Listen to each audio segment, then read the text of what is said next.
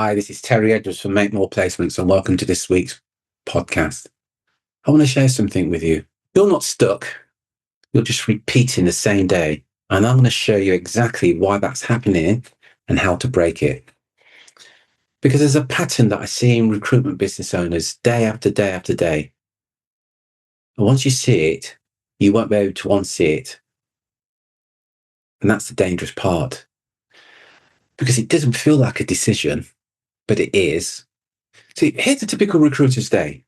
You wake up, you check your emails, reply to clients, reply to candidates, maybe a few bit of feedback, bit of scrolling on LinkedIn and other social media platform, send a few messages. You may even pick up the phone and make a few calls. And before you know it, the day has disappeared. That's it. And at the end of the day, you've been busy, but nothing's actually moved forward. You're working on roles where you won't win. You're waiting on hiring managers who don't value and respect your time. You're reacting instead of leading. You're hoping something's going to land instead of creating it. You're not building momentum. You're maintaining motion. Now, I'll be clear about it. This has got nothing to do with skill. Most recruiters not know what they should be doing. Think about it. Say to any recruiter, do you know what you should be doing? They say, I should be prospecting more. I should push for exclusives or retains. I should raise my fees. I should have more meetings with interested hiring managers. We all know what we need to do, but they don't, because their current behavior is protecting them from discomfort. Prospecting, asking for business, there's a risk of rejection. So you don't do it, so you're protected. Pushing for exclusive deals or contingent, risk losing the deal altogether. So you don't do it, so you remain in comfort. Raising your fees, fear of pushback. Being consistent and doing these things on a regular and consistent basis, that requires discipline. So instead of changing direction, they protect the comfort and then call it a strategy.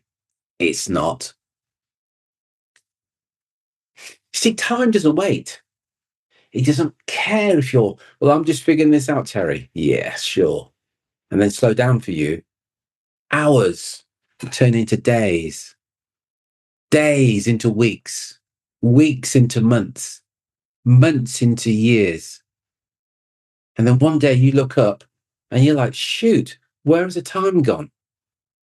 Nothing's changed. Same revenue, same conversations.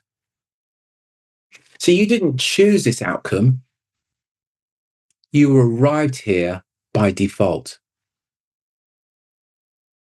Let me ask a question. If nothing changes over the next 90 days, where will you be? Most recruiters only show up when there's a job. That's being reactive. Top billers create conversations with hiring managers before the opportunity exists. For a moment, think what impact that would have on your business if you were having the conversations a couple of months earlier with the hiring managers before they'd actually pull the trigger and looking for that particular candidate. Top billers create these conversations, and they do that with daily outreach, content that attracts hiring managers, conversations that uncover future needs. If your pipeline is dependent on current live roles, you don't have a pipeline, but you do have a gamble.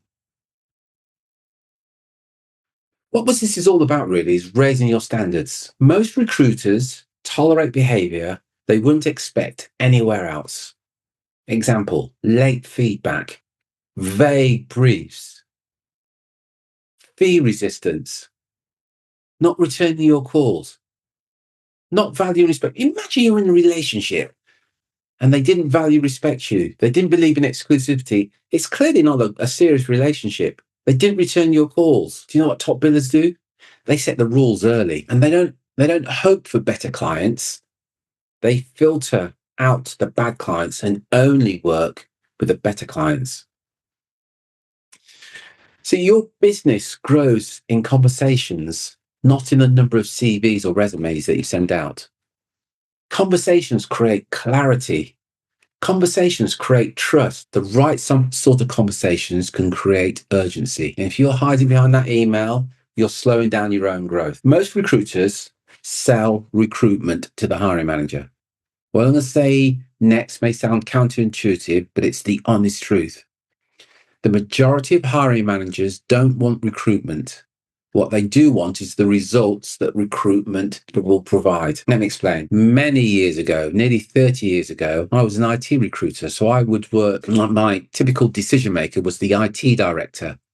And the IT directors or CTOs challenges was ensuring that the IT projects were delivered on time and to budget. And my candidates, because I recruited predominantly project managers, would ensure that would happen. So I would ask the IT director about whether they were hiring any project managers. I would ask them about the projects they're working on right now, how they're going. Are they to budget and on time? And are they meeting the business needs? I would ask the IT director or CTO about the implications if this goes wrong and what impact it would have on them and on the personal level, and what the skill sets they would need in the business to ensure that that didn't happen. Notice the difference. I'm not talking about recruitment. I'm talking about the outcome that the hiring manager's going to get. That's what they want. The moment you say recruitment, they say, we're not recruiting right now. They're not being dishonest with you. They're telling you the truth. They are not recruiting right now. Imagine for a second, you'll say, imagine you are a recruitment or search business owner. And I say something like this to you. Hey, if I could introduce you to someone who could add 150, 200,000 to your annual revenue, would that be of interest to you? Very few would say no to that. But if I said to you, I'm a rec to rec, and I've just wondered if you're recruited any consultants right now, it's a completely different conversation. See, the first time I'm asking about the outcome you're going to get. You're going to get an additional 200,000 added to your bottom line. See, one of the things that top billers do, they build daily direction. If your day is either designed or decided for you. But which one do you think is going to bring you the most success? Top billers have three to seven non-negotiables.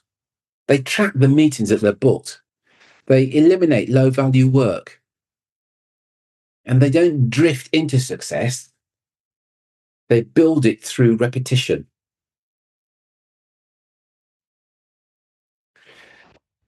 Earlier, I mentioned the pattern I mentioned. It's not lack of effort. It's avoidance.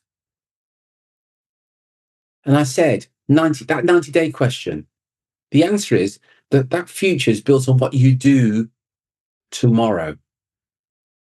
You are the pilot of your own destination. Every action sets a direction. Every action avoided does exactly the same thing. So you're going to choose where you're going, or you're going to keep proving this is a life that you've chosen.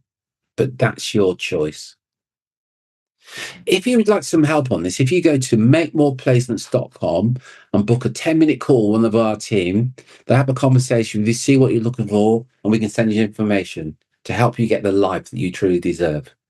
This is Terry Edwards from Make More Placements. Until next time, take care, take action, be relentless.